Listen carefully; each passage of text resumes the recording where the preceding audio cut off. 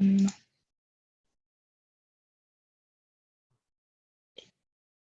Okay, It is now. very good. Then welcome everyone to the March 23rd, 2022 meeting of Lafayette Design Review Commission. We will start with the roll call. Armin Hadloo, Present. Eugene Sim, Here. Kristen Seidel, Here. Glenn Cass, Present. and John Gray is present. Our first task is to adopt the agenda. You've all seen it, a motion? I'll make a motion to adopt the agenda. Second. Okay, all in favor? Armin? Aye. Eugene? Aye. Kristen? Aye. Glenn? Aye. John? Aye. Next, we have public comment for items not on this or an upcoming agenda within the purview of the Design Review Commission. Nancy, do we have any from the public looking to comment now?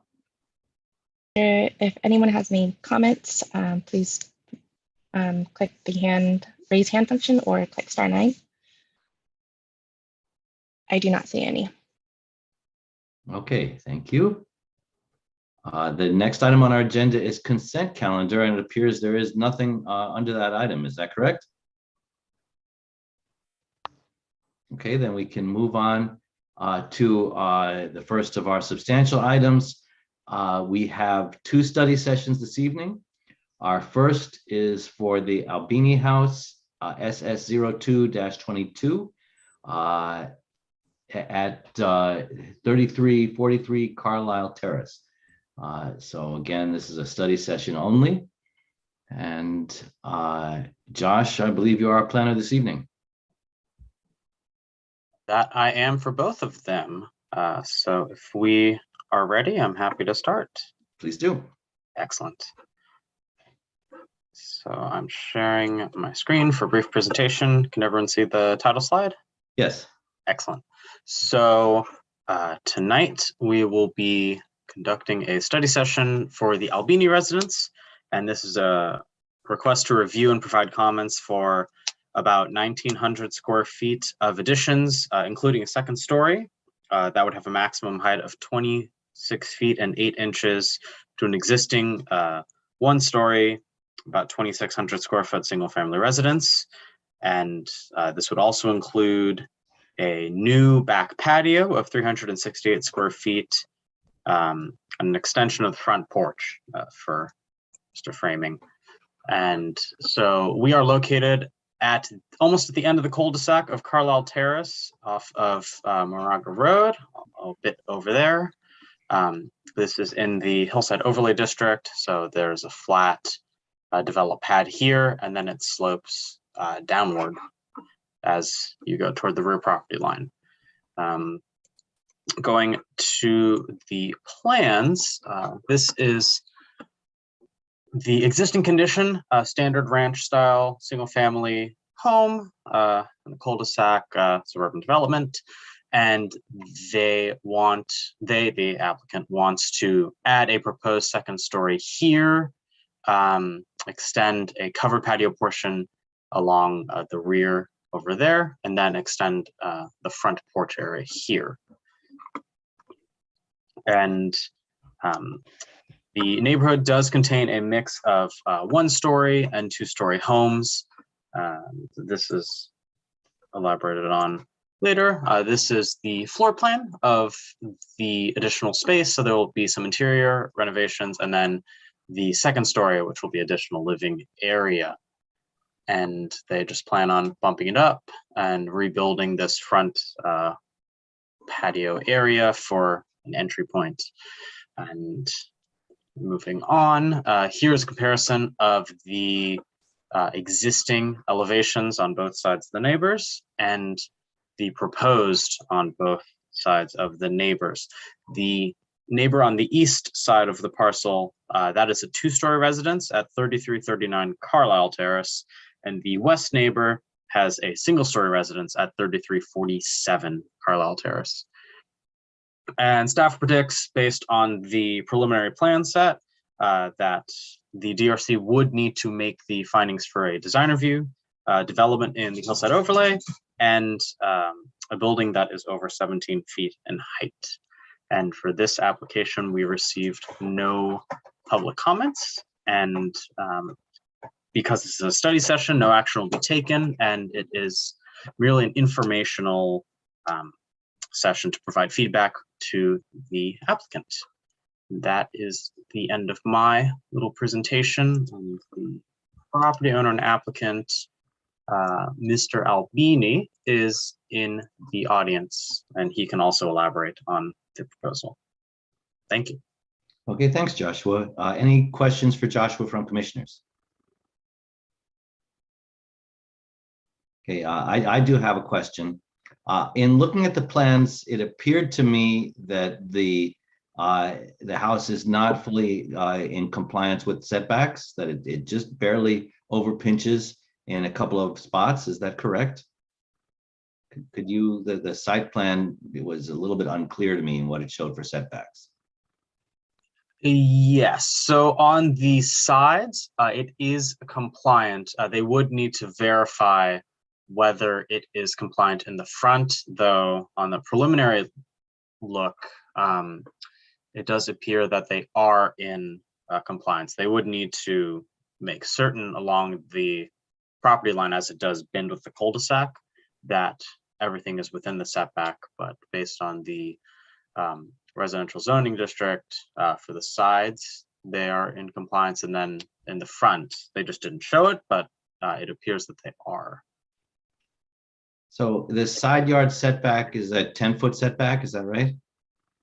Yes. And there's a dimension down at the lower right corner of the plan that says 9-foot something. If you could zoom into there, I don't know if you can do that. I don't think I can. Oh, I can. Well, it's. I think it says 9 feet 12 inches. I think, or it's 9.12. Well, then they would need a variance if they are doing an addition to that point. They can keep the existing as non-conforming existing, but if they do an addition, that would need to conform in that Okay, sense. thank you. That answers my question. Okay, then if there are no more questions for Joshua, this is the opportunity for the applicant to present. Open up the applicant.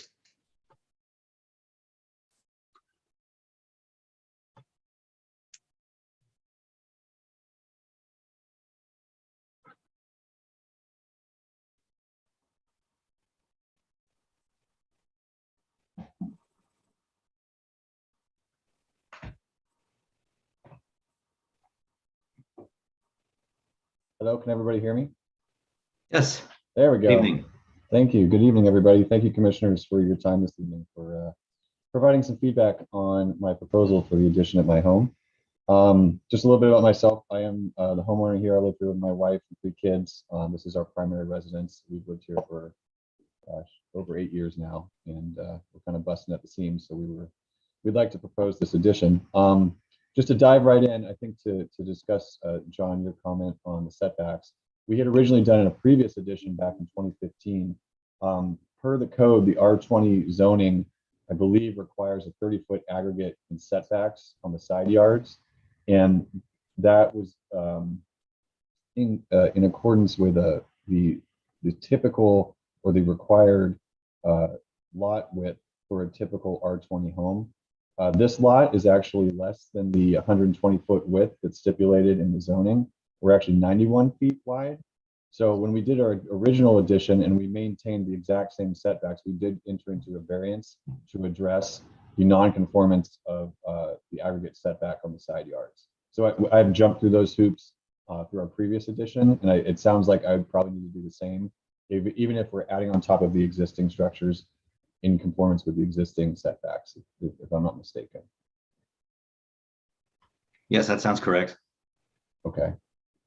So yeah, I'm familiar with that process. I think we had to enter into a variance letter and go through that that math to show the side yard setbacks given the width of the lot. So that's all good and great. Anyway, yeah, I just thank you, Joshua, for providing that presentation. I think that summarized everything pretty well. Again, these are very conceptual plans that I threw together myself, and I'm really interested in and open to any recommendations the commission has on the design itself and the massing. Okay, well, thank you very much. Nancy, are there any public comments? Oh, I'm sorry, before we go there, commissioner questions for the applicant. Yeah, I have a question. On drawing A3, it's approximately 20-foot tall tree hedge. What exactly is that? And there are several trees that are on your property that seem to overhang slightly over the roof. What's the intent? Is to cut those back, or what's going to happen landscaping wise? Correct. Okay. Thanks, Glenn, for that question. Yeah, there is an existing, I'd call it like a tree hedge that borders our property in 3339 Carlisle Terrace. I believe I attached some pictures in my application, but that tree hedge runs about the extent of the paralleling structure, and it basically hides the entirety of that facade of 3339 Carlisle Terrace. I thought it was applicable to call that out because I am proposing a second story above the existing structure facing that side of the property. And that tree hedge, I think, does a really good job of shielding the property as is. So I wanted to call that out for consideration, because I know, especially under a hillside overlay district, that the proximity of any addition to the property line, especially an adjacent structure, would be very sensitive. So I wanted to call that out, and I'm happy to provide more pictures when the time comes. But I think there's a very substantial screening element, vegetated screening element between the two properties as in current conditions. Now, are they evergreen or deciduous? They are evergreen.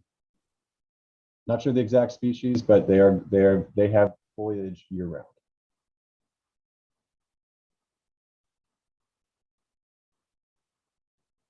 Okay.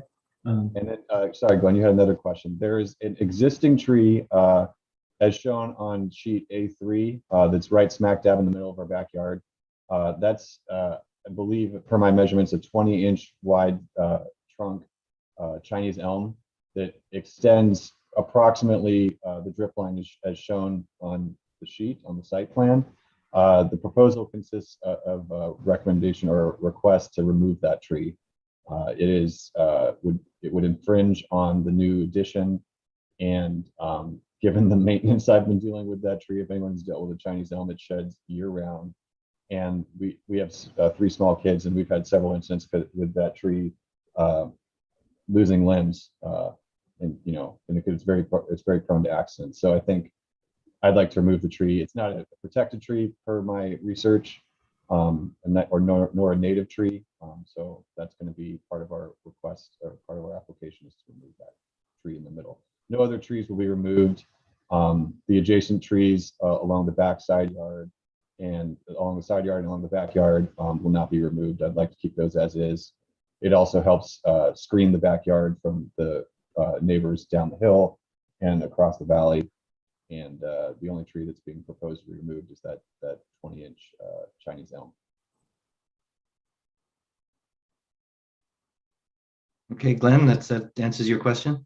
Yes, thank you. Okay, Eugene, you had a question. Thank you, Chair. Jake, Yeah. on your roof plan, I don't know if you had a roof plan. I saw your massing diagram on the site plan. Can you follow, for me at least, your roofing idea here? I see it in elevation. I just want to get a holistic picture of how the 3-dimensionality of your massing works for the roof profile. Sure thing. Joshua, am I able to share my screen? Can I do that? Or does that need to run through you? Okay. I believe so, though I have the plans open. I'd be happy to show them for you. Yeah, if you could maybe throw up the elevations for the new proposed addition, that would probably help. And I can kind of run through. Would you like the front elevation? Yeah, let's start there. That's Okay. fine. Here we go. Okay, Eugene, I'm not an architect. I put these together myself. I basically started with laying out the floor plans as to what we'd like to achieve in terms of interior space. And keeping with kind of the rancher craftsman style of our house and the neighborhood, I thought a roof line that somewhat mimics what we currently have in addition to some of the gables was a more traditional approach. I'm definitely open to any recommendations as to how that could be modified and manipulated. But it's a very conventional, traditional approach and framing system in my mind. And I'm sensitive and aware of the requirements in terms of the articulation of the front of the facade. I know it doesn't really come out as well on these elevations, but there is a lot of ins and outs in terms of pop outs for the windows, the new addition having the gable elements that actually protrude farther than the setback portion of the massing. But I guess to answer your question, I just took a stab at what I thought would be the most simplified method to design the roofing elements of the addition. Okay. Well, I think we need to probably see a roofing plan. The other one is fencing. Are you proposing any new fencing or same perimeter fencing as part of this project? Or are you going to be looking at the overall project? Same fencing to remain. I just had, I guess myself and my neighbors just had our fencing replaced last year, so I have no intention of replacing or adding any new fencing. Okay. And Jake, last question. Typically, when you do a two-story addition to the face of the building, you probably have to go down there to the studs and the structure to the footing to reinforce the low capacity, the lateral and the gravity forces. But in your case, in your master plan, did you already in your previous 2015 project, did you address that, or you're going to have the structure and you're probably look into that? So what I'm getting at is that there's an opportunity to perhaps retool your facade if you needed to, I think, because you're going right to the exterior skin. So anyways, it's supposed to be a question period. So I'm just going to ask you, basically the roof plan, you've already mentioned that a little bit, fencing, you mentioned that a little bit. And then exterior, you're just trying to mimic or pick up the same existing condition you have. I see. Okay. That's correct. Yeah, and you're totally right, Eugene. In our previous edition, we did a fairly big gut of the structure. I think there's only a certain percentage of the walls that remain. So we did do a substantial structural upgrade at that point in time. I haven't engaged a structural engineer yet, so I'm not sure what additional elements will need to be added. I hope they're somewhat minimal, but you're absolutely right. I think we'll be stripping out some of the skin in some areas and adding additional structural elements to support the second story. So yeah, that will definitely lend itself to, I'm not sure the extent of how much I'd have to replace, but the current facade system is, batten board, not batten board, but horizontal planking siding, hardy board, and that would just be mimicked above and below. And the colors TBD, but everything would be in conformance with the approved colors for Hillside Overlay District, and we can definitely get into that later on. But yeah, I hear exactly everything you're saying. And Joshua, I did take a stab at a roof plan, I think on sheet 7 of the PDF. It's kind of, again, my attempt, but and it's just kind of showing the second story and then the resulting first story. But Eugene, as part of the overall application, I'll definitely need to include a full roof plan for both the second and first floor. Thank you, Jake. Thank you, Chair. One last question, Jake. Have you talked to your neighbors? What's going on? Yeah, I've spoken to my neighbors. No one has any qualms with what we are proposing to do. I think the people that I was most worried about, candidly, were our neighbors to the west. I think it's east. But again, they don't have any issues with the proposal, and we have that substantial vegetation between both of our yards that would screen both visibilities both ways fairly well. So to answer your question, Glenn, no pushback thus far from my neighbors, and I'm continuing conversations with everybody and keeping them in the loop, showing them our concepts. And again, I have really good relationships with all my neighbors, and happy to address any of their concerns as they come up.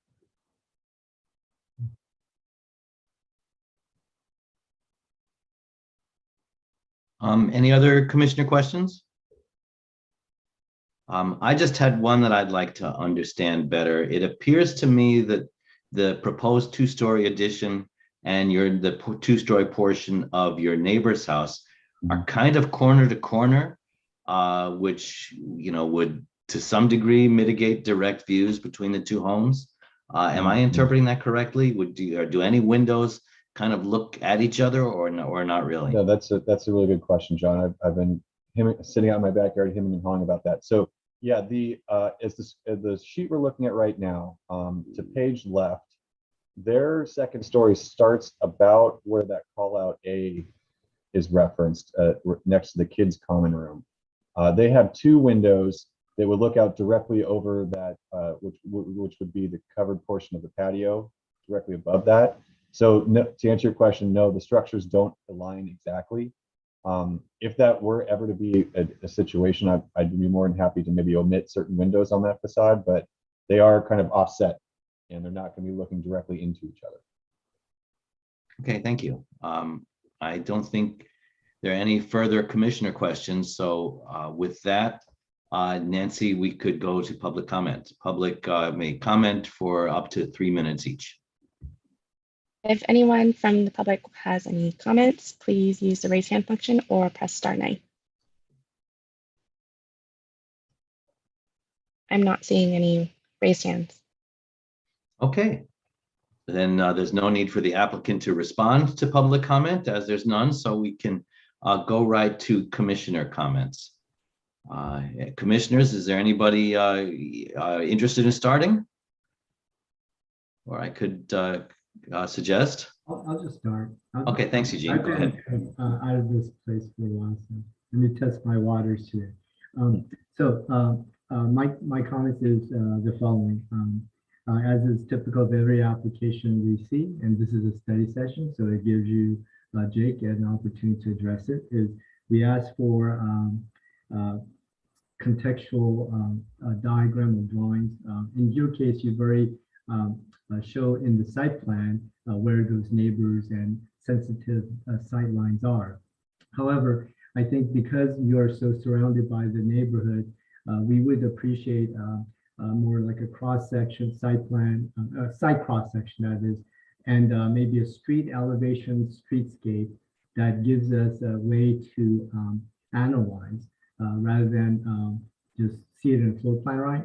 To see if there's a horizontal, vertical datum lines that address some kind of relationship format across the way, or also if you want to create a contrast, what it is that you're trying to do that would allow us to be able to consider juxtapositioning your project opposed to the just a repetitive nature of the street. Sometimes we look at those kind of opportunities as well. So again, context, site cross sections, streetscape elevation. If you want to do photographs, that's fine too, but like a photo montage or photo that splices your building, your house with adjacent neighbor property and the other at the relative same scale and the data realistically captured so we can understand.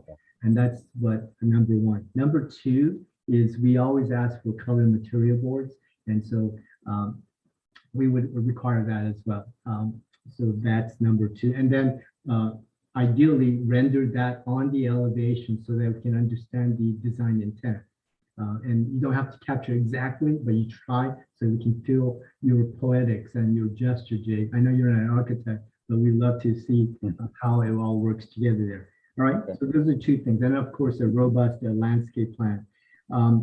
My concern would be on the, you're calling it left side elevation, I guess. That's the one that Chair Gray pointed out, I think the sight line to the adjacent neighbor's property, which is also two-story in nature.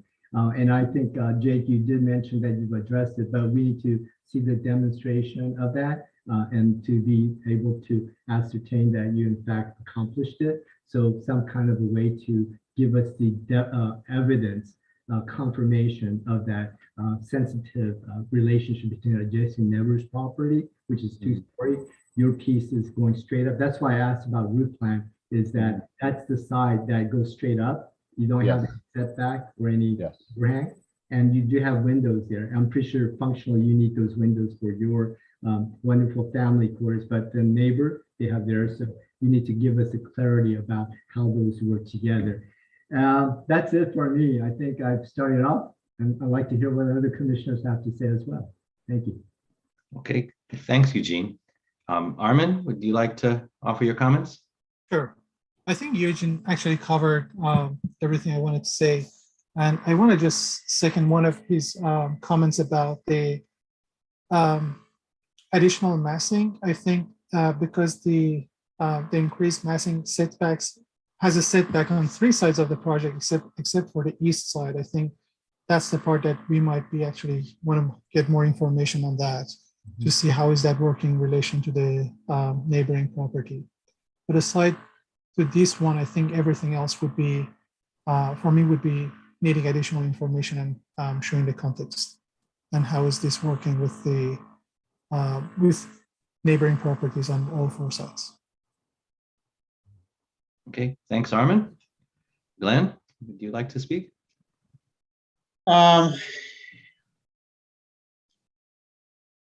Well, I'm toying with the left side because it appears boxy to me because there's no real articulation along that side. And there's one other thing that I'm sitting here and I cannot for the life of me figure out is that you have 2 doors. One goes into the garage and the other goes into a bathroom. And why the one going to the bathroom is up 3 steps, but I don't see any steps off the garage into. Glenn, we're losing you. We just lost Okay. your voice. I said I'm not clear what the intent is on the 2 doors that are on the left side. One goes into the garage and one goes into the bathroom. The bathroom one is up several stairs. And yet I see no stairs interior between the garage and say the mudroom. So you have a bathroom that's just floating high off the floor, off the main floor. Yeah, it's a good catch. Again, I kind of did my best to over sketch this on my previous architectural drawings. The garage is at a lower elevation, as we all know, that there's no subfloor in the garage, so that's at existing grade. There is about, gosh, I would say 18 inches from grade up to the actual structure. There's not 3 steps, there's 1 step out on the exterior. You're correct, Glenn, that there should be a step or 2 shown in the garage going up to the mudroom. The intent of that second door, there's one access door going into the garage. There's another access door or another door going into that, I'll call it that powder room, that secondary bath. And I have 2 young boys and a girl, and they're going inside and outside all day long, and sometimes they're extremely dirty. It would be great to have an access to a bathroom so they're not tromping through the house all the time to go use the bathroom when they're all muddy and stuff. So it was just an additional access point to get to a bathroom from the exterior backyard. Especially since, we'll have that covered patio directly to page north. And it's just, if you have guests over or something and you don't want people to go through the house, it's just an easy way to access a restroom. That's all I was trying to convey. Okay. Just make sure the code requirements regarding the landing and stuff like that. Sure. Because it puts the steps quite close to the fence. Correct. Yeah, it's really not scale. And Doesn't so I'm not good. sure that I really like that design. Okay, because I don't know what's required on ADA in a residence like this, but it's not in conformance with ADA at all. Unless you wrap those steps on the back side or bring them up alongside the house rather than projecting out to the next door neighbors. Anyway, it looks fine. I'm sitting here. I'm not excited about the left side.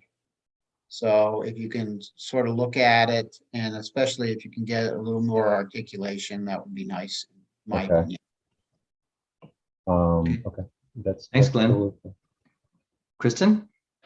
Yeah, I will just follow up Glenn's comment about that door from that bathroom out. So Jake, what you'll need is a landing that's 3 by 3 that's effectively level with the bathroom floor. It can be like just a little bit lower, and then you'll need a step beyond that. So you just want to make sure that you aren't running into problems with setbacks and what's allowable in setbacks. So there will be some challenges with fitting that. And then the other thing that strikes me overall, I think that this is a good interpretation of how to grow the house that you have with a similar style and make a cohesive addition. The things that are least compelling to me or least resolved would be the sort of front entry porch and the rear entry porch. They are fine, but to me, they aren't as graceful as the rest of the house, because the rest of the house is never taking a triangle pediment and dividing it in half in the middle like that. It would feel nicer, I think, if you didn't have that center post, or if you had like a centered opening with the low railing on either side, even if you kept the door to the left like it is, just to be able to sort of enter in the middle and then go off to the door. And then I might do something on that rear one where the low wall aligns with what that center door portion is. These are kind of low stakes comments, but to me, they feel more coherent and consistent with the moves that you're making, and will just make a more cohesive whole. Okay, that's really good feedback. Thank you. Okay, thanks, Kristen. All right, well, my comments, I'll start to just pick up on what Kristen was saying specifically about the entries. While I agree with her comment on the rear porch, that it's a little bit awkward, the way there's a low wall that is is partially obstructing the door beyond it. Actually, I'm quite comfortable with the proposed front porch, even though it is traditionally you don't divide a pediment in two, although postmodernism did get us a little bit used to it. I'm comfortable with it, so there's room for divergent opinion there. My main comment again is like some of the other reviewers, the east facade and the kind of blockiness of it, and also the fact that it rises uninterrupted 2 stories right adjacent, very, very close to the property line. I don't know if it would be structurally manageable and plan-wise to get a little setback of the 2nd floor at that east facade, but I think it would certainly help the massing and reduce the impact that your neighbor feels from you and that you feel from them, to take that 2nd story and set it a little bit in on that east side of the house. So I would recommend you study that, and along with the design of that facade. And I know it's kind of hidden in the shrubs right now. I hope they live forever, but at some point they will be replaced, and you'll have a few years where you're seeing a lot more of it, or your successor owner is seeing a lot more of it than you do today. Then, well, when you come back to us to follow up on some things that Eugene started with, context is really important for us. So as Eugene suggested, I think a street elevation or a photo montage of the street. Personally, I prefer a drawn elevation, and then also a site section showing your house and your nearest neighbor below, down the hill from you. And all of these should include the vegetation that's there that would be screening views between the properties. If you did this yourself without an architect or engineer, I have to applaud you. It looks very competent. But that said, if you get a professional engaged, I think there's room for some more clarity on new versus existing. It appears you cut and paste from your previous addition project. So there's a bunch of things shown as new, called out as new, which actually were new when you did your last edition. They're not new now. So that was confusing to me. So that can be clarified. And you know, if you're able to do north up on your plans, I keep on being turned around as to which facade is what, and we're just kind of used to that. Sure. And then finally, a landscape plan identifying existing and proposed plant species, showing us where things, especially screening planting. I think you've done a great job all by yourself getting started here, and we look forward to seeing you next. Okay, and John, thank you for those comments. Just one quick clarification. I just want to make sure I captured your context comments correctly. Josh, on sheet 3 and 4, I took a stab at some site cross sections that show the proposed residence and then the adjacent neighbors. If I could just get some quick feedback as to what beyond this I need to show, I can definitely dive into that and extrapolate and expand upon it. Yeah, I so think you mentioned like, vegetation.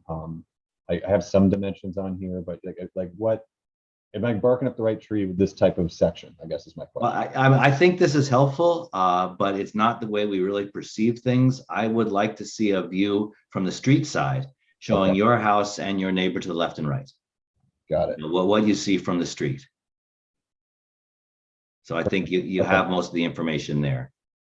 But it Sounds just, good. and then we haven't yet considered any impact to your neighbor below you, and they may be none, but I'd like a drawing to show that. A very course. simple diagrammatic site section. Thank you, commissioners. That was all really good feedback. I appreciate your time and review of this. Thank you, Jim. All right, well, thank you. Have a good night. Yeah, you too. Okay, and with that, Nancy or Joshua, you can continue with our next study session. This is the Swiggett and Guarioni. I'm sorry, I apologize for my pronunciation there. Me too. Guarinioni. Can you say it, Joshua? I think it's Guernin. I gotta look at it. Anyway, apologies all around. But this is the house at Little Lane, 3439. So Joshua, would you like to start? Yes, I think it's Guerinoni, but I'm sure the applicant would be more than happy to correct me. And I do have just one thing to interject for the last item, if that's all right. Sure.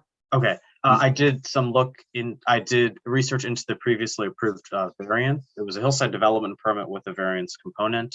And this property is in a subdivision where there's a blanket variance based on Contra Costa County's land use permits previously before the city was incorporated.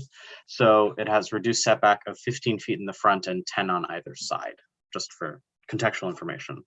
Okay, I was not familiar with the aggregate description that that applicant used. There was an aggregate total of 30 feet setback.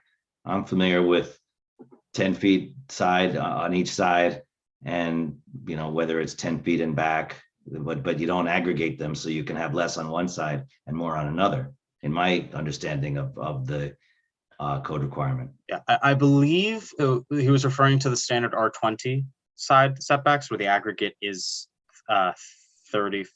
35, so 15 on one side, 20 on the other is the bare minimum. But because this has the blanket variance, it's 10 on 10, so the aggregate would be 20. Okay, but that still means that 10 is required on each side. You couldn't do 5 and 15. Correct. It would need to be 10 and 10. Okay. Thank you. Certainly. And let me just quickly pull up. Let me switch gears on to the next presentation. So we are now moving on to 3-22.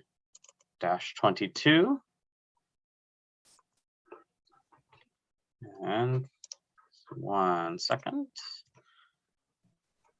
And 3, 2, 1. All right. So should be the title slide for this presentation. This is, as Commissioner Gray said, SS03-22, the Swiggett and Guerinoni residence. And this is a request for a study session for 780 square feet of first floor additions and 649 square feet of second story additions to an existing single family residence in the Hillside Overlay District.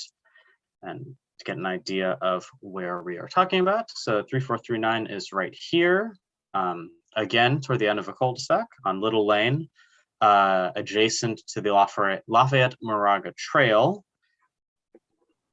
So in terms of the site, it is flat in the front, and then it slopes up going this way towards south and southwest.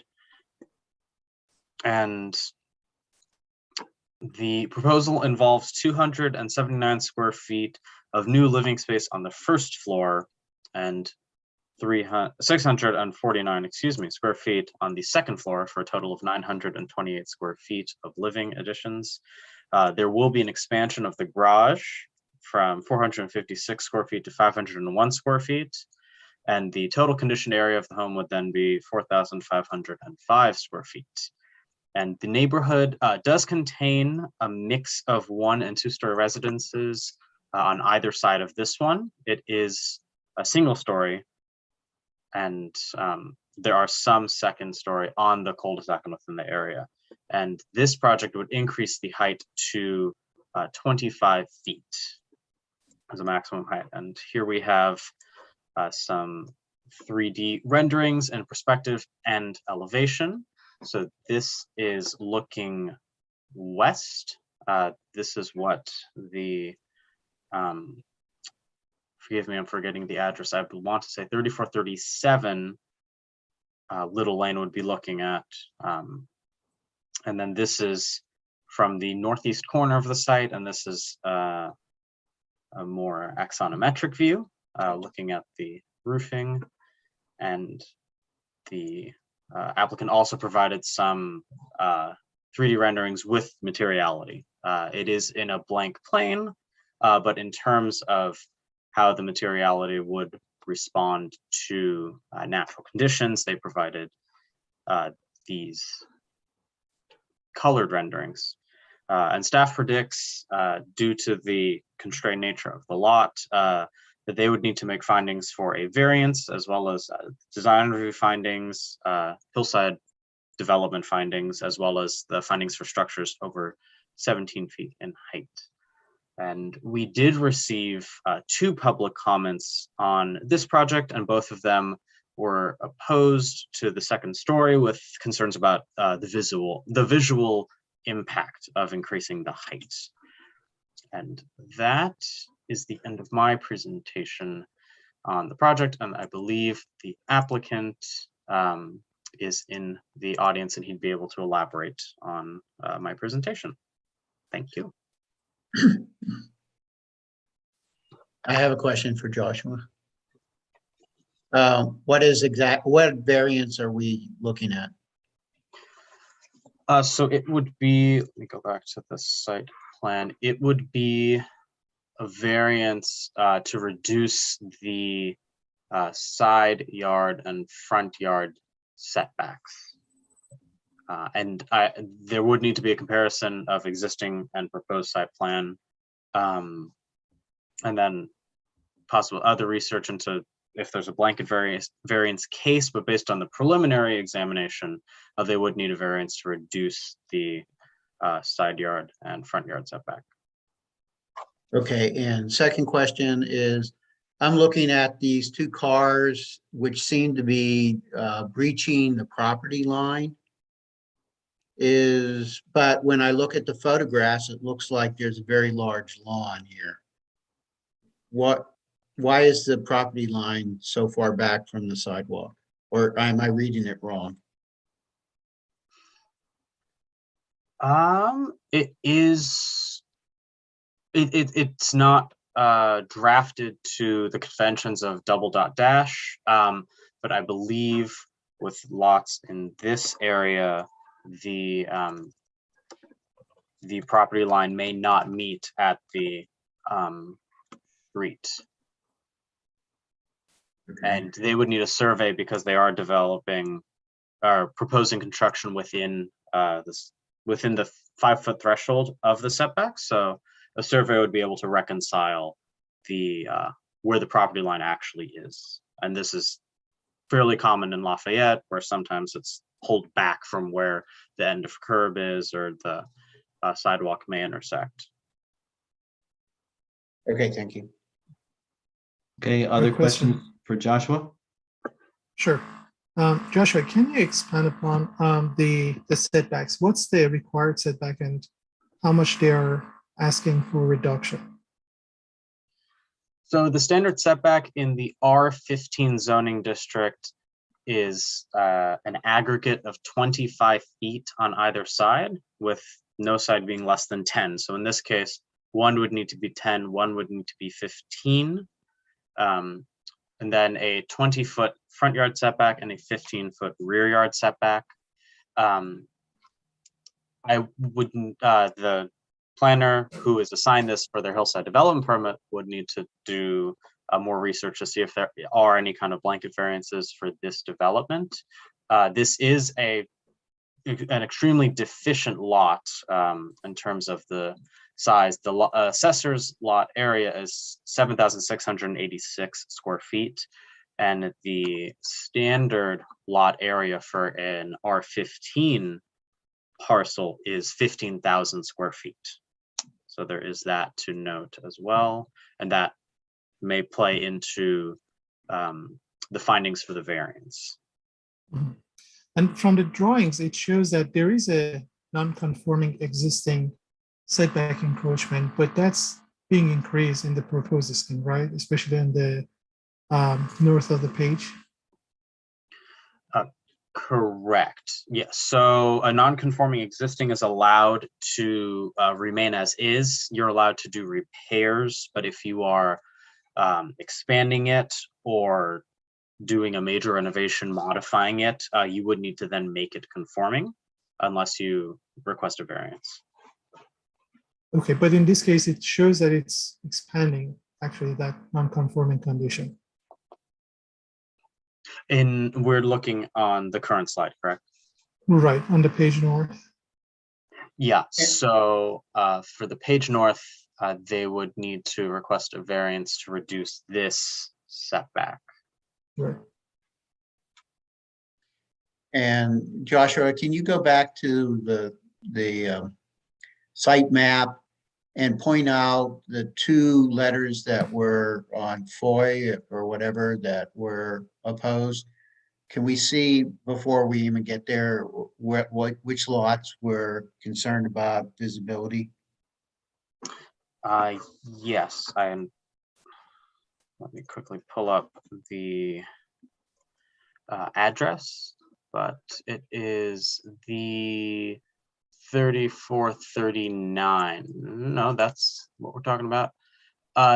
They did not 957 for you. Okay. I don't know if it's on this. 957 is directly behind them. Yeah, that's it. Okay. And then the other one? They were from the same property. Oh, they were From on the same. parcel, yeah. Okay. And on the topic of setbacks, I'll just throw out, if you look at A103 in the submitted plans, it shows a little bit more about the amount of existing non-conforming setback intrusion and the proposed, and a big part of what's proposed is that entry portico. So I feel like, yeah, so for me, this was a good comparison to understand how extreme on page north the increase is. A lot of it is actually similar to existing footprint.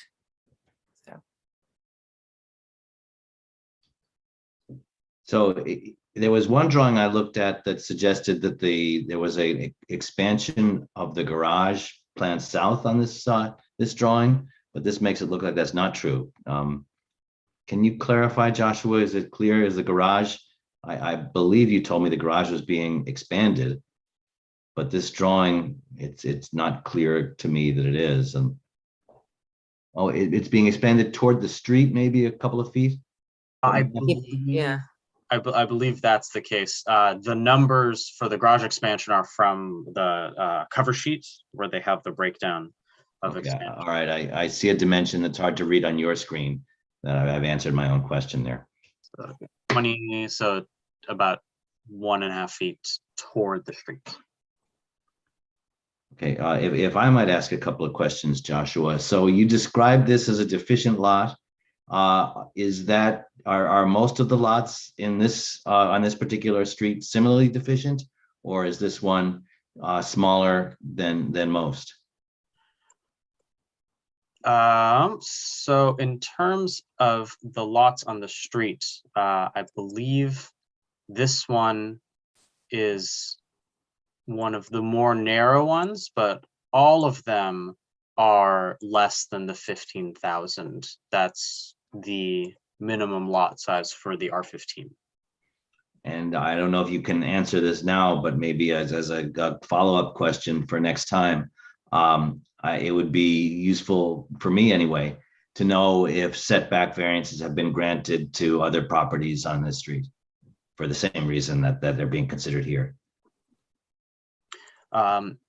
Definitely. Whether there's a blanket variance, that would be taken into account. Also, if they do need to apply for variance, if other properties with similar conditions have had variances granted, that plays into one of the variance findings that's required in terms of whether it constitutes a special privilege or looking at the site considerations. Do they need a variance to be able to build things within the zoning district they're in that are normally afforded to, in this case, R15? Mm-hmm. Okay, if there are any more commissioner questions? Okay, then with that, we can move on to the applicants to make their presentation. I will promote Cameron Swiggett.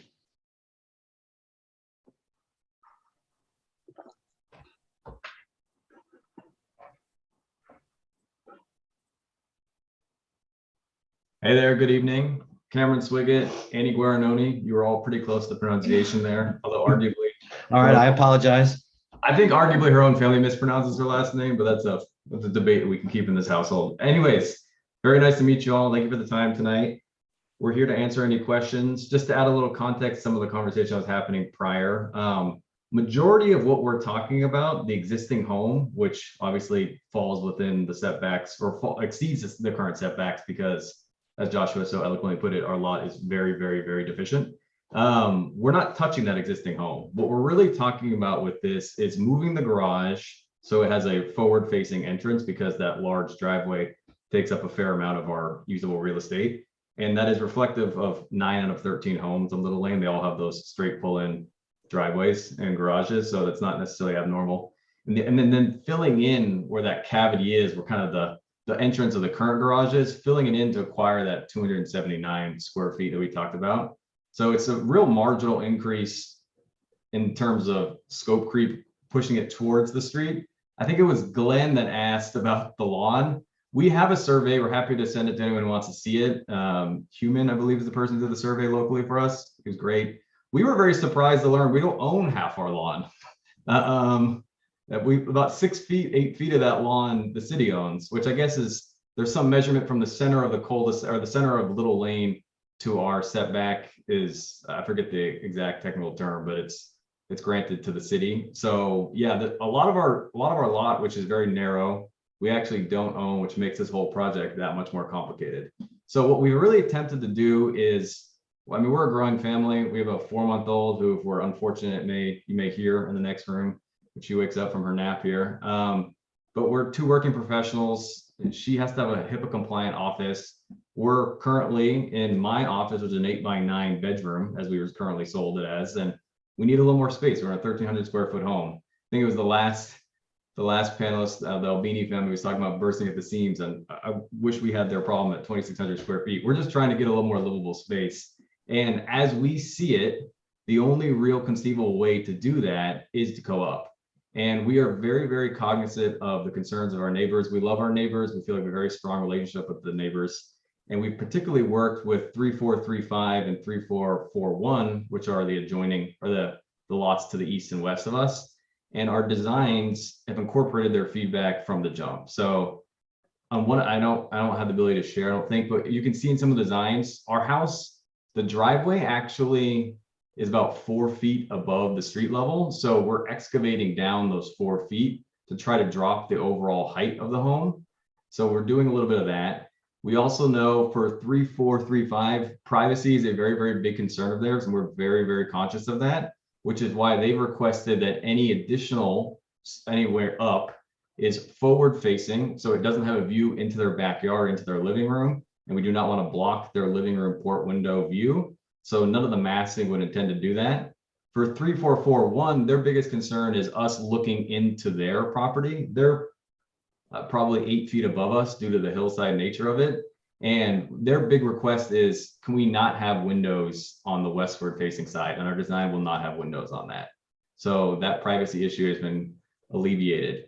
To be fair, we did not have an extensive conversation with 957, the Coopers. They're a lovely family. My wife, we're happy to have a conversation with them as soon as we can in the next few days. The only thing I would note, though, is the addition that we're talking about is very, very far front of our property, which makes it, I don't have the exact measurements, it's probably 100+ feet from their home. And their home is also many, many feet above ours. So we're highly, highly constrained where we're at. We're trying to adhere to what has currently been built there in terms of the existing home. We're trying to acquire a little bit more space. And it seems to us the only way to do that is to go up. So unless you think there's anything you want to add. We just don't want to move. We love our neighbors in this community, but unfortunately, we're just very limited. So there's precedent for 2 stories in the neighborhood. We're not trying to do anything ostentatious or without the feel. And we'll continue to be as mindful and work with people as we can, but we just, I don't know, whatever feedback you have that's constructive would be appreciated because we don't want to move. Yeah. The last thing I would add, if you want to talk about the most comprehensive remodel, I'm just looking at the map, 3446, they did a complete tear down of their home, probably in the last 8 or 10 years. And they built a 3,000 square foot multi-story home. And one of the interesting things that they have a straight pull-in driveway as well. And I mean, it can't be longer than 15 feet from garage door to curb.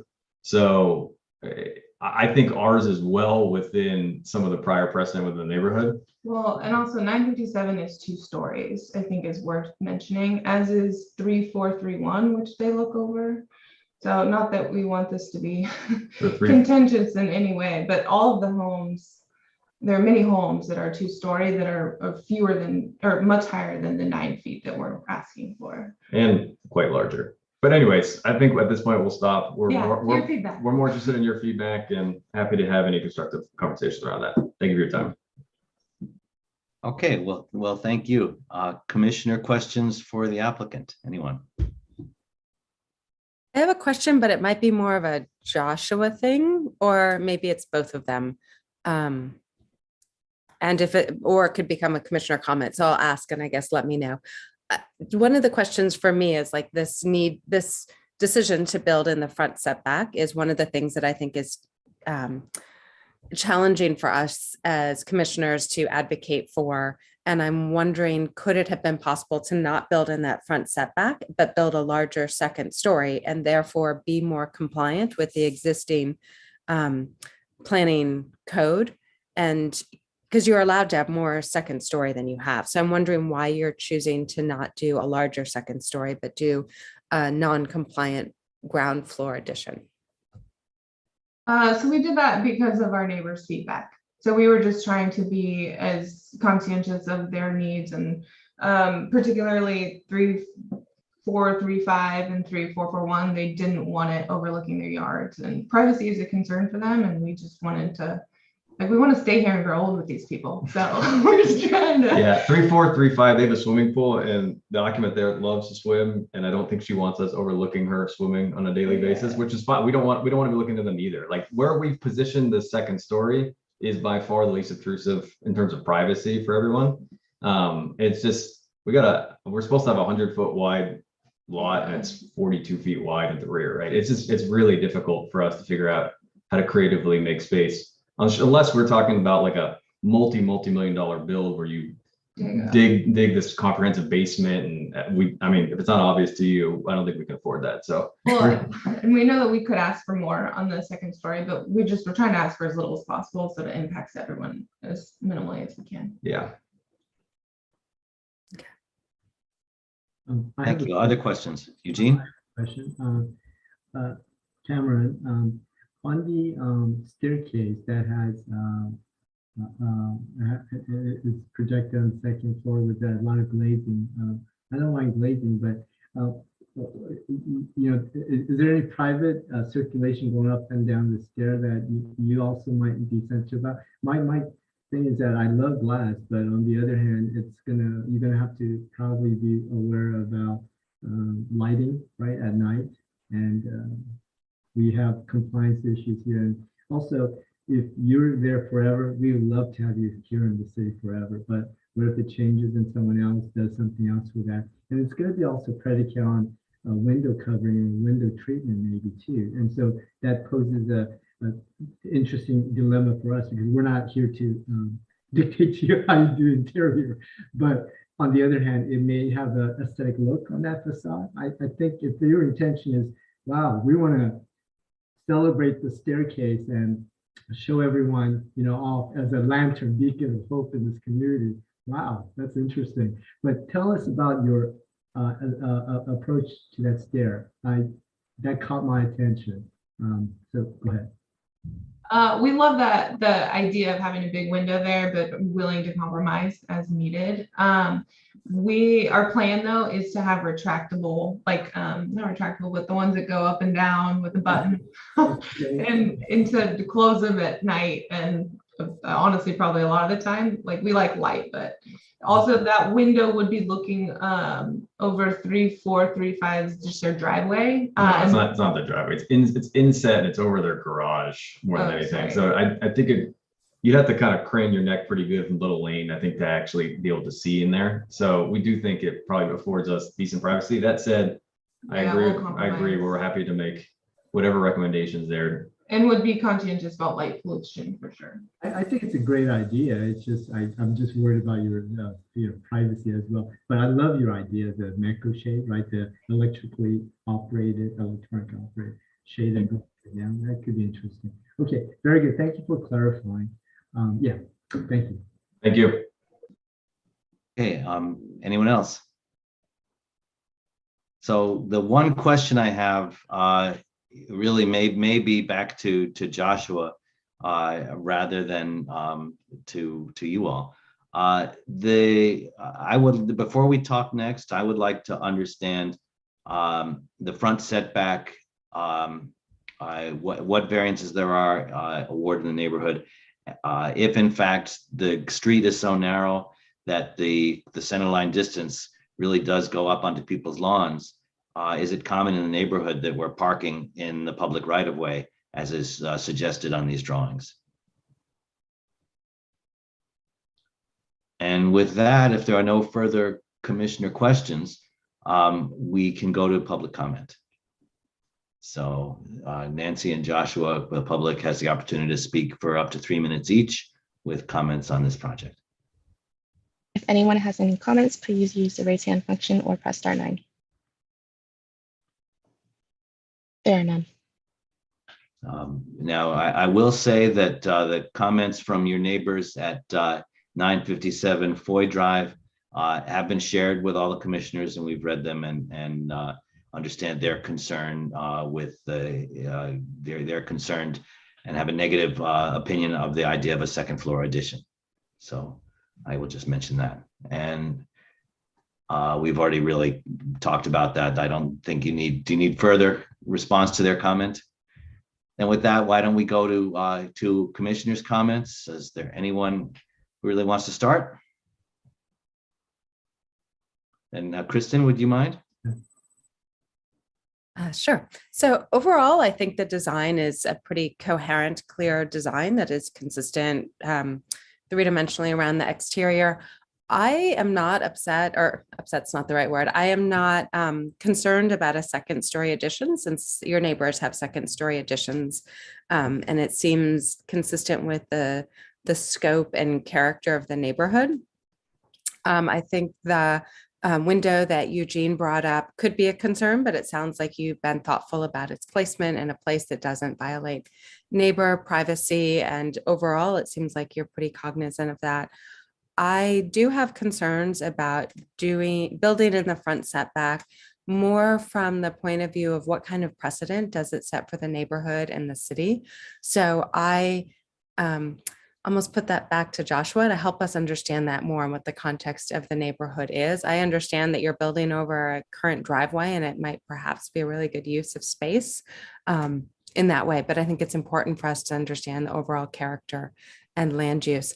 The one thing that catches my eye, well, actually, I know you maybe don't want a larger second story, but it does seem to me that if we find the building in the setback at the lower level is problematic, that the area on the second story is less problematic from a code standpoint, right? It's allowable, so there's not a variance required in that way. The one thing that feels less elegant and thoughtful on the design is the balcony that's above the garage. The way it's sort of projected forward, the parapet of the railing shares the wall of the garage, but it's not centered. And I understand wanting to have the balcony off the bedroom. I think that would be really wonderful, but I wonder if maybe I would look at some other options, like maybe it's a less deep balcony so that you don't have it sort of at the face of the garage and not centered. But I think there's some ways to make that feel more consistent with the rest of the design, because I think the other big moves from a massing standpoint and even understanding the relationship of the other parts feel more resolved than this balcony. So I think the idea of a balcony is great. I don't think that itself is problematic. I just think maybe its exact location and the depth and its railing condition should be more developed. Thank you. Thanks, Kristen. Appreciate it. Glenn, would you like to offer comment?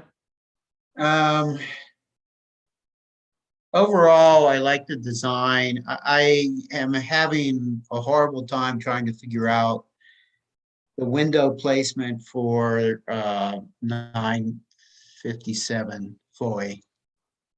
What they're looking at. I mean, I'm looking at your plans that show that the second floor addition is on the north side of the property, but I really don't see on the plans or an elevation for what they're looking at in regards to windows. So, I mean, you need to be cognizant of that, because that's the complaints about the light, and you go in the bedroom and turn on the light or whatever, late at night. So I think you can work on that. Regarding the setback, I agree. Joshua has to do some legwork, but I will tell you that I live only a couple of houses away on 4th Street, and the city property goes on 4th Street way into the front yard as well. So I think all these older homes that date back, these parcels that date back into around 1925, all had that situation. Yeah, the house not too long ago sold on 4th Street that we absolutely fell in love with. I think it's 967. It's postage stamp lot, but they built this big, beautiful brown home. Anyways, yeah, thank you for your comments. The only thing I would say on the second story for the rear, I guess I got my north south wrong, but the portion that the 957 neighbors will be looking at, we actually have 0 windows on there, because that's a walk-in closet. So the intent is, so they would have no windows for them to look at, and we don't want that in there. Okay. Thank you. Thank you. Eugene? Thank you, Chair. Cameron, I think the first comment I have is the rendering or the sketch of model done by your architect. It was very difficult to understand, to be honest with you, where the glazing areas are, where the solid panels are, to understand, capture the textural aspect of your building, because I think you're trying to do a good job and I could feel it, and I want you to stay in our community forever. But here's the thing, I think that Kristen has made a very pointed comment here. We're very harsh and difficult with variances. You have to have tremendous clear findings of approval that can be challengeable, but it's so clear that it will be fair and we don't set really weird precedents that might constrain our city and beautiful projects that we have here. So we encourage you to look at creativity, of course, and seek other entitlement format like you're doing. But I'm with Kristen to some extent that if your variance is going to be arduous and it's going to be one that's going to create a new precedent in our city with many more other applicants with odd sites that have driveways that are clear, and then we're going to have all these buildings that's going to front right on the street like an urban scape. I came to Lafayette. I love the suburban quality of it, but I'm not saying your house is any wrong approach or not. I'm just saying that there is, in my one commissioner, and maybe Kristen's saying, is that opportunity there to create an overall balanced scheme, because your project right now is constrained because you have challenges on the neighbor looks like and other people who you love there. But by doing more spread out one story, then you get a temple or vertical tower shaft look of a two-story, when it could be more balanced with the proportion of a second story to the first floor that looks like it's stepping up to it. Instead, you might have one, I'm not saying you're doing that right now, you're trying your best, I can feel it, but it looks like one story and then right there, because you try to constrain that part. So my one commissioner here, I would prefer if you could look at the overall composition from massing to get a nice look to your house, because you want to have a good resale value to your house down the road as well. And you want a nice, proportion, right? So that's one concept I have. Second is with every other applicant that Commissioner Gray would say, Chair Gray would say as well, we'd like to see more contextual documents, right? Photo montage on the street. I think Chair Gray would push it harder to say, let's get some drawings. So if that's what you could give us, we would like that, right? Left side, right side, streetscape, because you're in more of a densified area in Lafayette's version of density, right? You got houses all around you. So please, in the next iteration, please provide with us that analytic tool so that we can say and confirm that you have it done. That way, you could see how your two-story and one-story that Kristen is even talking about, the garage facade, works with other facade on the other side, left and right, right? Either you pick up the horizontal or a certain pattern that comes from these houses, or you go the other way, right? Juxtapose. But you cannot only just say, I will juxtapose because I want to be different, but you calibrate by reading the language on the street on the left and right side to say, this is why I'm making a little juxtaposition, right? So look at that to the architect that you hire. And then we also look for site cross sections, right?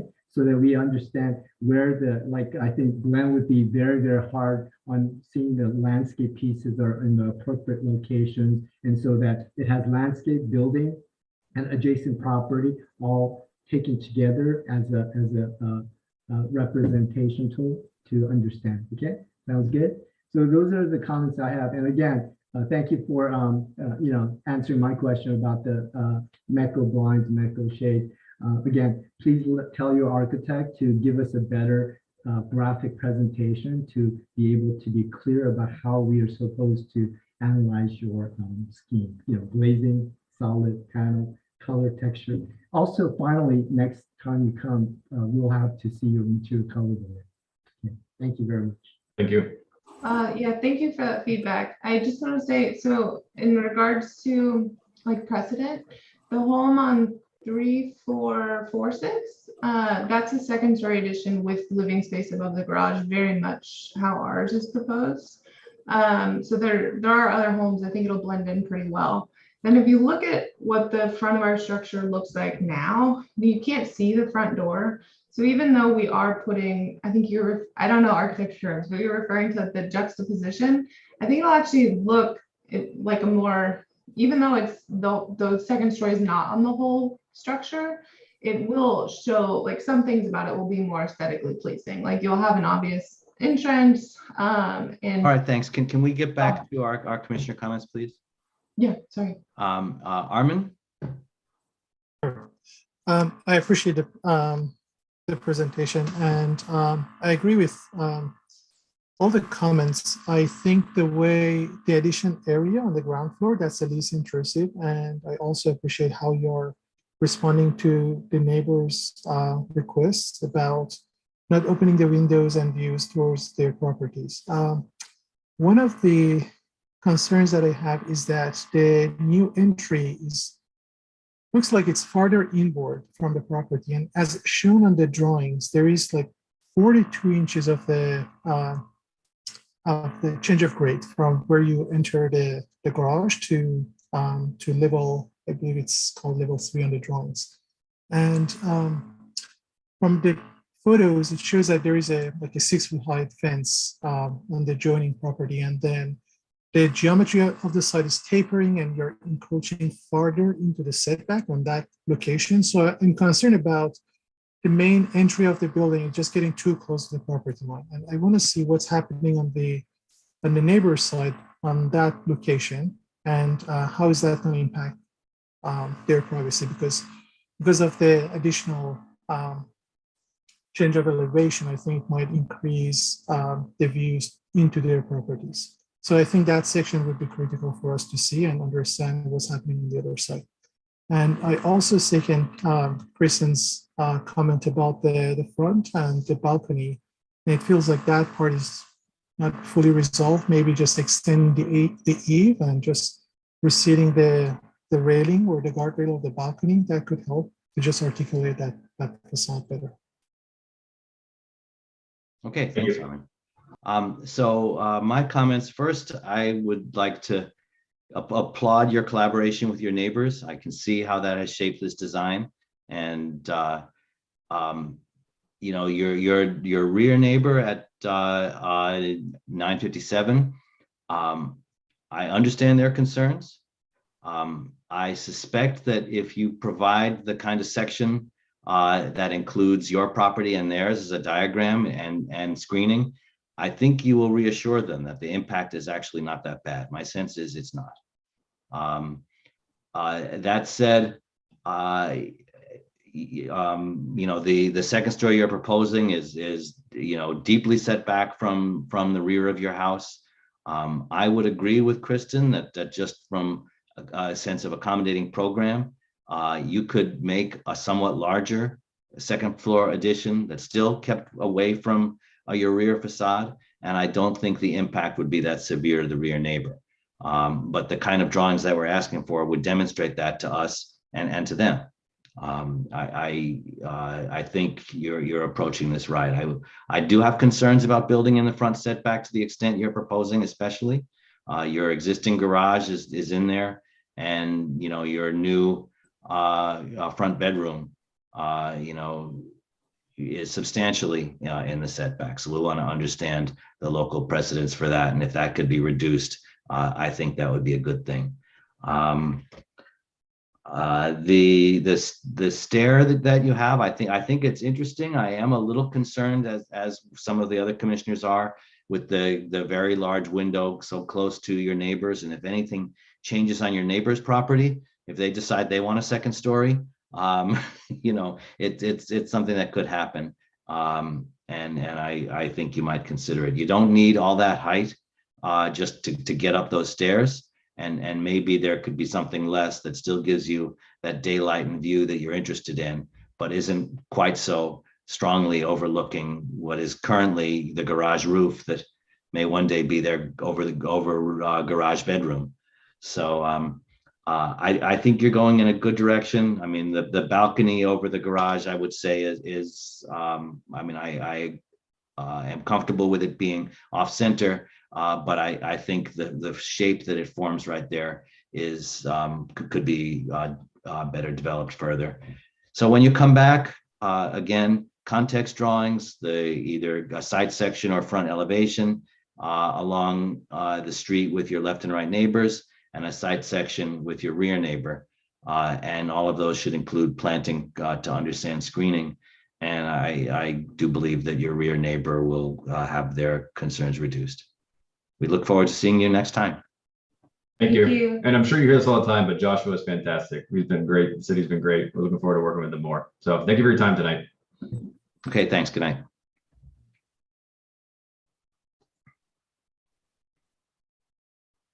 Okay.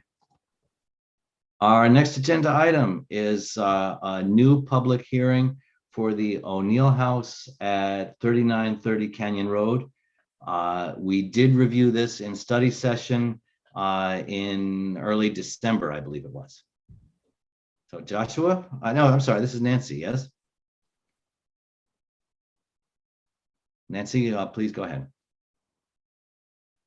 Good evening, Commissioners, Nancy Chan, Planning Department staff. The item before you is DR 0222 for O'Neill, design review and grading permits to replace the one-story single-family home and detached garage and construct a two-story single-family home at 3930 Canyon Road. This part of Canyon Road is private.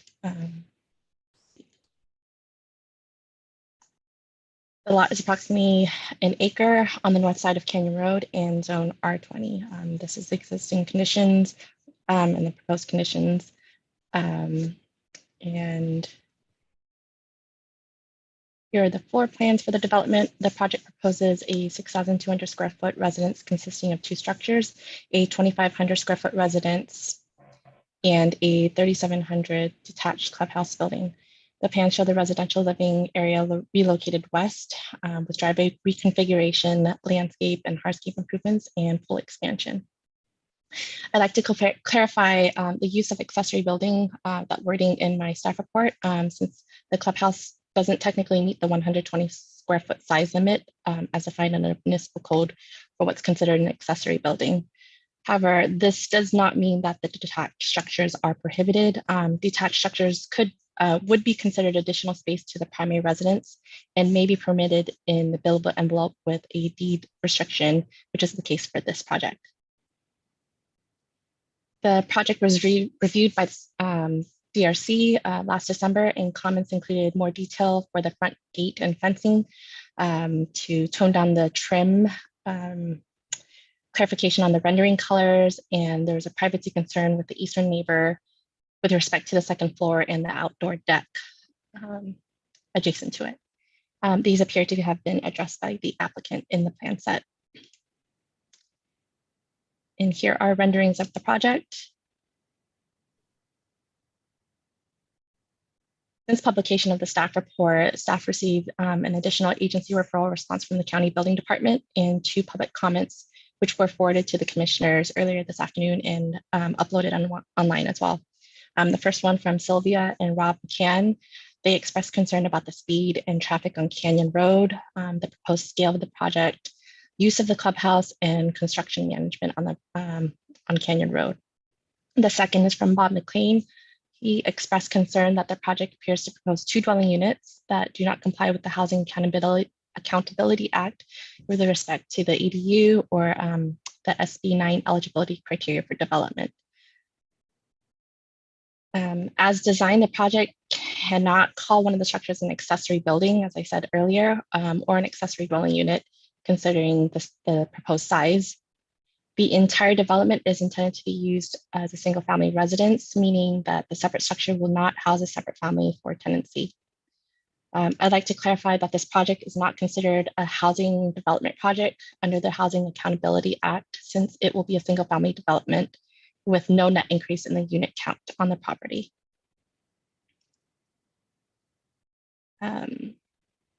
Staff can make all the findings and has provided draft resolution 2022-07 subject to standard conditions and recommends 2 added conditions requiring the removal of the second kitchen and a deed restriction that that stipulates a single family residence or 1 family occupancy on the property.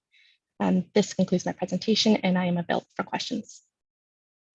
Thank you, Nancy. Commissioner questions, anyone?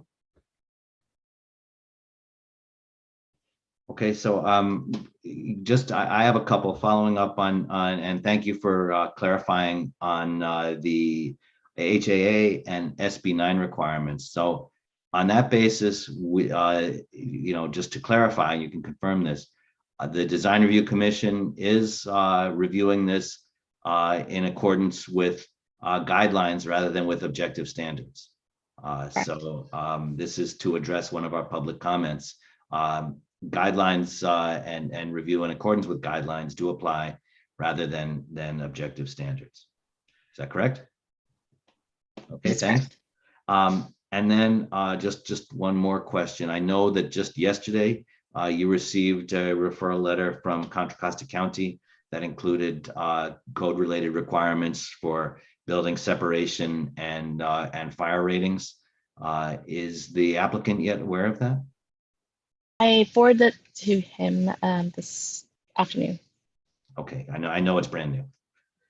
All right, those are my only questions. So I have one thing more for Nancy. Go ahead. Eliminating the kitchen in what we incorrectly referred to as the adjoining building or whatever.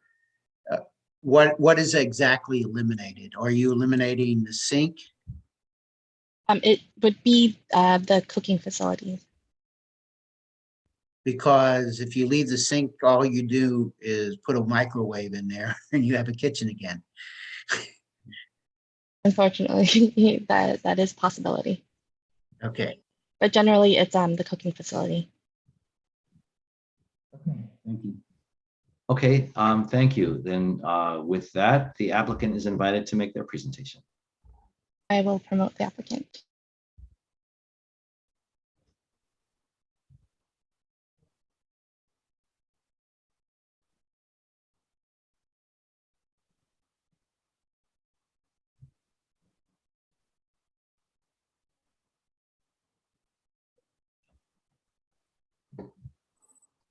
Hello, everyone. Scott Thompson here. I'm actually going to see if you can promote Sally O'Neill, who's the owner, to speak first, and then she'll hand it over to me if that works. Sorry for the confusion. I only see Chelsea, David Thorne, Christina, and Scott. There's no Sally. Well, Yeah, if she doesn't join, then I will start the conversation. And then if Okay. she joins, let me know and we'll have her chime in at some point. So I appreciate you guys all joining, and I think I'll kind of preempt. I think we got the email regarding kind of the kind of removing the kitchen and deed restrictions pretty late in the game. So that said, I need to kind of go through with the owners what they're willing to do with the deed restrictions. I know when I talked to them briefly, they're a little concerned about burdening the property and not knowing really what's involved with trying to remove that down the road. So that said, there's that conversation that will still go on.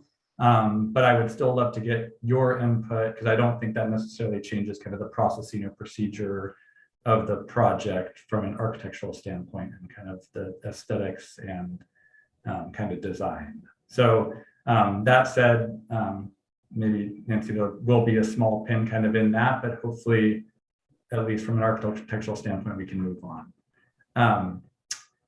Can I share my screen? Yes, you should be able to. Perfect.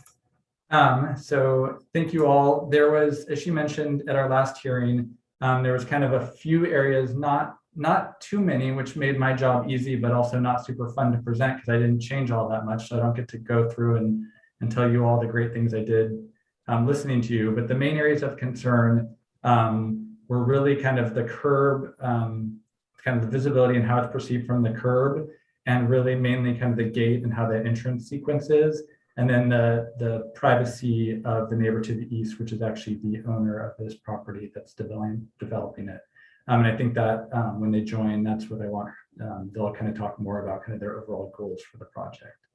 But generally speaking, and I will promote the landscape architect here shortly to go into more of the site design and kind of the gate and some of that stuff. But the concern of the view to the east to the property, we did, working with staff, there was recommendation of larger trees. We did put in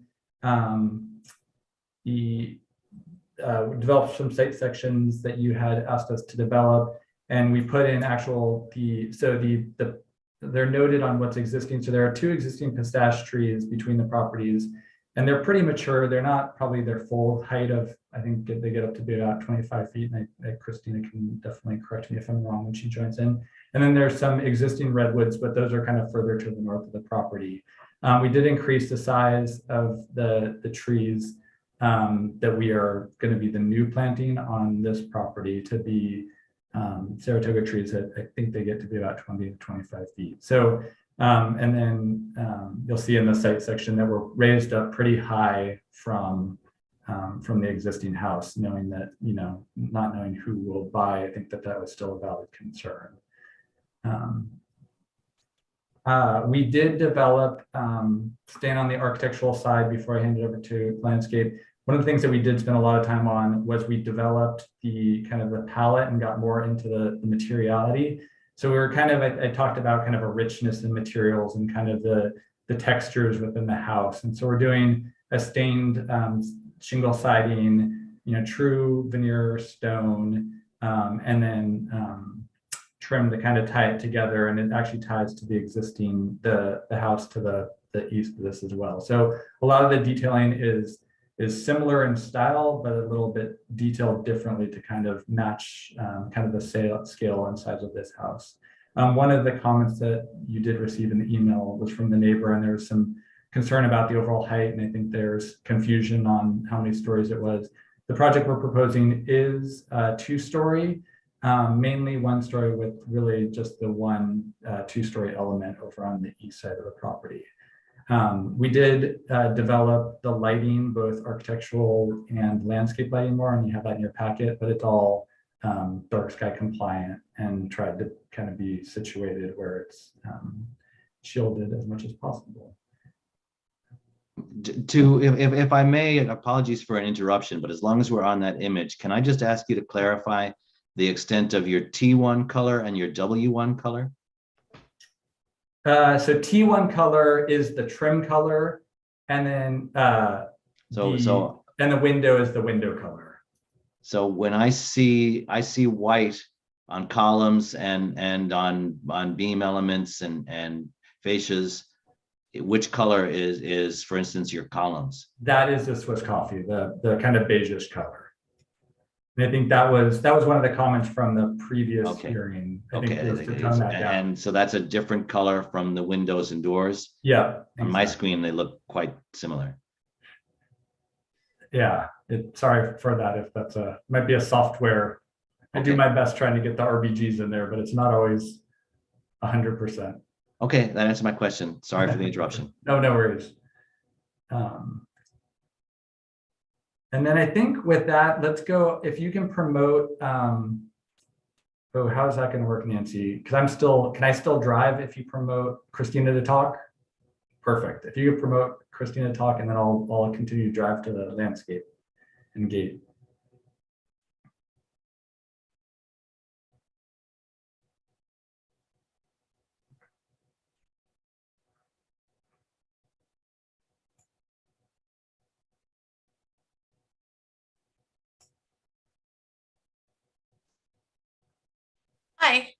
Hi, Christina Kessel here. I don't see myself on the screen. I don't know if you do, but I can turn on the camera. Oh, there we go. There we go. We met before. Christina Kessel from David Thorne Landscape Architect. I'm a senior design associate. Enjoy working with Scott and the O'Neills on this project.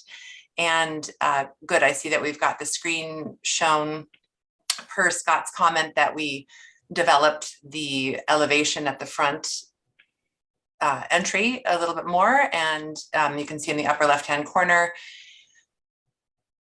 double entry gates that swing into the property. They're metal gates with ornamental detailing, and part of it is opaque at the bottom, and then more than half is open into is transparent, and the rest of the fencing as well. The O'Neills decided to keep it a friendly open fence with beautiful stone columns that punctuate, not too many of them. Kind of a simple flourish at the top, and then using planting to enhance the feeling and the lushness, but not just one big long dense screening hedge, where we've mixed in native shrubs and ground covers along the forward of the fence in order to address deer, but also just be beautiful and low water. The main trees that are bordering Canyon Road are evergreen trees in a kind of a native oak color. They're not the oaks because we didn't want to there was some sensitivity from the neighbors on the uphill side to not block their view. They have a balcony that overlooks that part of the property, and they see Mount Diablo from there. So we wanted to keep them consistent with the palette of the California native oak color and feel, but not quite as large. And that's what we're using also to kind of help screen the view of the neighbors of the new home on the left side of the page here, which is the west. And then the same thing, we swapped out the smaller deciduous trees for these larger Lauris nobilis Saratoga trees to be that screen between this property and then the property to the east. The majority of the planting all through the back that backs up to the creek there is our California natives. And we've, just really tried to be sensitive to the water use these days and keeping it green and consistent in the around the most of the perimeter of the property. But I guess, do we want to go back to the elevation for a moment? Just back to the fencing. There is actually, this kind of doesn't quite show where the grade is of Canyon Road, but what's nice here too is that it's kind of tucked down on the hillside, and so it's just a very unobtrusive but beautiful open style fence. And Scott addressed the site section, so I think that showed a good relationship. That was and you've also mentioned it now a couple of times in the study session, so I'm glad that we have a good site section showing the relationship between the properties.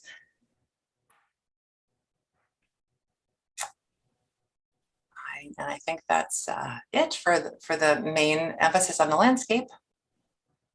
Okay, thanks very much. Do we have commissioner questions for the applicant? Anyone? Hearing none, we may go to public comment. Nancy, are there any of the public who would like to comment?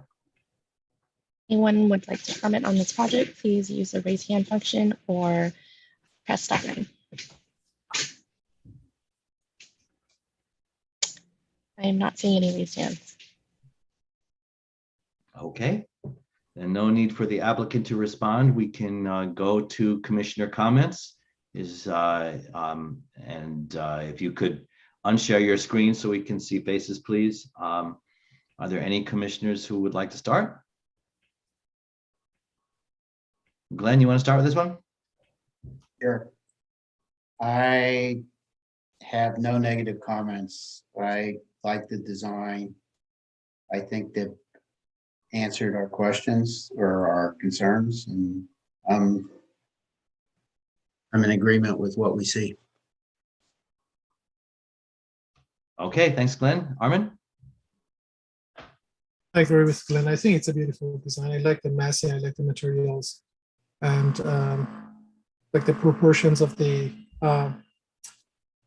massing in relation with the outdoor spaces. I think they're working very well. And I like the development and the landscape as well. I think responded to some of our concerns about the privacy, and like the palette of the landscape with using some of the more colorful trees and planting palettes. So I'm in support of the proposal.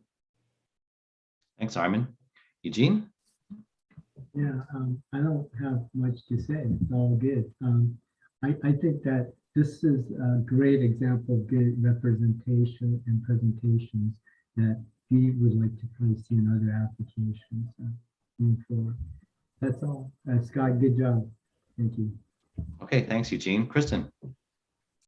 I concur with everyone. I missed the first presentation in December, so I don't know what was missing at that point, aside from what we've discussed now, but I think it's a very coherent, consistent, elegant design with appropriate massing, nice details. I think the landscape complements the architecture, and both of those things complement the site. So I have no concerns or objections to voice. Looks good. All right, thanks, Kristen. Well, I would like to say thank you for responding to our comments. The presentation did tell the story, and thank you for agreeing to address privacy concerns between the property owner and themselves. I know that's the way it exists today, but it may not always. I think you've done a great job, and so thank you very much. So with that, Nancy, you have a draft resolution? It is 2022-07, but with the added conditions that I had mentioned earlier about the second kitchen and the deed restriction. I make a motion to accept with those 2 conditions that were added by Nancy. Thank you. Do we have to wait until the owners agree to those conditions? Well, Scott, you're raising your hand. Do you want to say something, please? Yeah, I guess that is my exact question too, just because we kind of got this the 11th hour, and I honestly don't know well enough to know like how binding this is. And so I think, I mean, is this like? You have to shrink your other building. You want to do that? I think that I mean, the question was, is I don't want to go down the SB9 route because I don't have a clue what that involves. But actually, if it had to go that route, I'm really glad that I got your input because I think that this process actually makes projects a lot better. So that's where I think that the email Bob McLean brought up a bunch of things that I don't know enough about honestly yet. So I think that that's where we just need to explore it. So I don't know how, if the resolution, I don't know if it needs to come back for consent after kind of Nancy and I touch base. All right, well, so then this is a process question maybe for Nancy. If we approve a resolution with those conditions and the applicant then wants to come back and with an alternative, that would be a proposal for change to an approved application, correct? It would, but it depends on what that they are changing. If they're going the SB9 route, they wouldn't be coming back to the design review commission. It would be ministerially reviewed and approved. Right, but the design would be significantly revised, and the design may review change. No, wait a minute. It would come back on SB9 because we're approving the grading. There's some things that don't meet the SB9 for administrative. So it means that they have to come to us because it doesn't qualify for administrative.